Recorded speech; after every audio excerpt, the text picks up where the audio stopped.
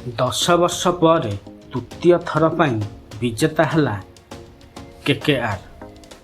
ଜୟ ଜଗନ୍ନାଥ। ବନ୍ଧୁଗଣ, ଚଳିତ ବର୍ଷର IPLର ସବୁ ମ୍ୟାଚ୍ ସରିଯାଇଛି। ଫାଇନାଲ ମ୍ୟାଚ୍ରେ ହାଇଦ୍ରାବାଦ ଏବଂ କୋଲକାତା ମଧ୍ୟରେ ଥିଲା। ଏହି ଦୁଇ ଦଳ ଚଳିତ ବର୍ଷର ସବୁ ମ୍ୟାଚ୍ରେ ଭଲ ଖେଳ ପ୍ରଦର୍ଶନ କରିଥିଲେ। ଆଗରୁ କୋଲକାତା 2 ଥର IPL ଟ୍ରଫି ଜିତିଥିବା ବେଳେ ହାଇଦ୍ରାବାଦ ଗୋଟିଏ ଥର ଟ୍ରଫି ଜିତିଛି। ବନ୍ଧୁଗଣ, ଏହି ଭିଡ଼ିଓଟିକୁ ଗୋଟେ ଲାଇକ୍ କରିଦେବେ ଏବଂ ଚ୍ୟାନେଲକୁ ସବସ୍କ୍ରାଇବ୍ କରିଦେବେ। ଏଥର ଆସନ୍ତୁ ଜାଣିବା ଫାଇନାଲ ମ୍ୟାଚ୍ ବିଷୟରେ।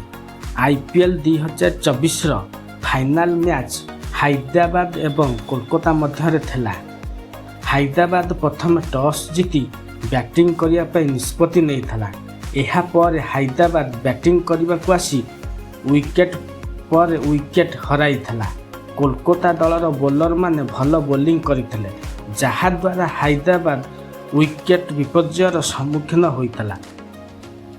ପ୍ରଥମ ଓଭରର ପଞ୍ଚମ ବଲରେ ଅଭିଷେକ ଶର୍ମା 2 ରନ୍ କରି ଆଉଟ୍ ହୋଇଯାଇଥିଲେ। ଏହାପରେ ଦ୍ୱିତୀୟ ଓଭରର ଶେଷ ବଲରେ ଟ୍ରାଭିସ୍ ହେଡ୍ କୌଣସି ରନ୍ ନ କରି ଆଉଟ୍ ହୋଇଯାଇଥିଲେ। ଏହାପରେ ହାଇଦ୍ରାବାଦ ଦଳର ଗୋଟିଏ ପରେ ଗୋଟିଏ ୱିକେଟ୍ ଅକ୍ତିଆର କରିନେଇଥିଲେ କୋଲକାତାର ବୋଲରମାନେ। କମିନ୍ସ ସର୍ବାଧିକ 24 ରନ୍ କରିଥିଲେ। ତାଙ୍କ ସହିତ ମାକ୍ରମ୍ 20 ରନ୍ କରି ଆଉଟ୍ ହୋଇଯାଇଥିଲେ। ହାଇଦ୍ରାବାଦ 18 ଓଭର 3ଟି ବଲରେ ସମସ୍ତ ୱିକେଟ୍ ହରାଇ 113 ରନ୍ କରିପାରିଥିଲା, ଯାହାଫଳରେ ହାଇଦ୍ରାବାଦ କୋଲକାତାକୁ ଏକ ବିଶାଳ ସ୍କୋର ଟାର୍ଗେଟ୍ ଦେବାରେ ବିଫଳ ହୋଇଯାଇଥିଲା।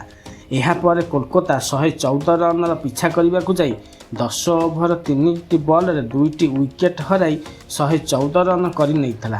କୋଲକାତା ଦଳର ଖେଳାଳି ଭେଙ୍କଟେଶ ଆୟର 52 ରନ୍ କରିଥିବା ବେଳେ ଗୁରୁବାଜ 39 ରନ୍ କରି ଆଉଟ୍ ହୋଇଥିଲେ।